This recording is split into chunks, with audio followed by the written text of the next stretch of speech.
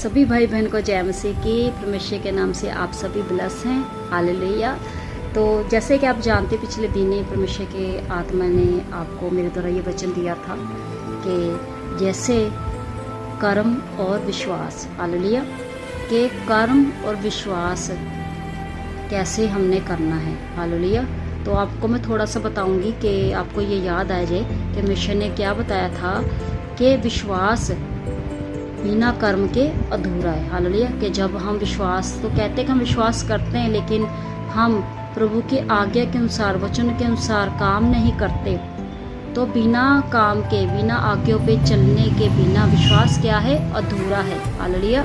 तो इसीलिए परमेश्वर का वचन ये कहता है कि अगर हम विश्वास करते हैं तो परमेश्वर के आज्ञा के अनुसार हम काम भी करें, हम कर्म भी करें। क्योंकि जैसे वचन में मैंने पिछली बार बताया था कि बिना कर्म के आपका विश्वास मरा हुआ है। एक इंसान का विश्वास जब वो कर्म नहीं करता, वचन के द्वारा काम नहीं करता, उस पर चलता नहीं है, उसके अनुसार प्रभु की आज्ञा पे काम नहीं करता, तो उसका विश्वास क्या हुआ? मरा हुआ है। हालेलुया। जैसे एक जीवित प्राणी है, एक इंसान चल फिर रहा है लेकिन वो अगर उसमें आत्मा नहीं है, वो आत्मा के बिना क्या होगा?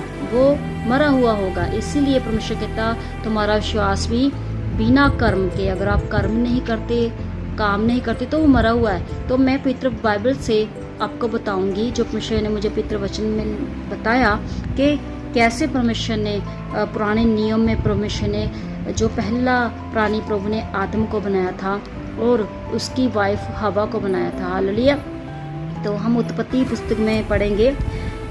उत्पत्ति की पुस्तक 2 अध्याय में लिखा है, 2:15 में, कि लिखा है कि यहोवा परमेश्वर ने आदम को लेकर अदन की वाटिका में रख दिया कि वह उसमें काम करे, उसकी रक्षा करे।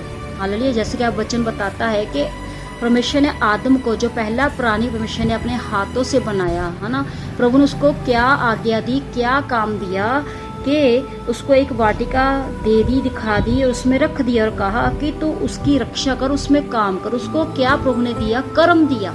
हालेलुया। उसको काम दिया कि तू अब कर्म कर। फिर उसके बाद प्रभु ने कहा कि और यहोवा परमेश्वर ने आदम को यह भी आज्ञा दी कि तू वाटिका के सभी वृक्षों का फल बिना बेखटके खा सकता है, पर भले बुरे वृक्ष का फल तू कभी मत खाना। हालेलुया।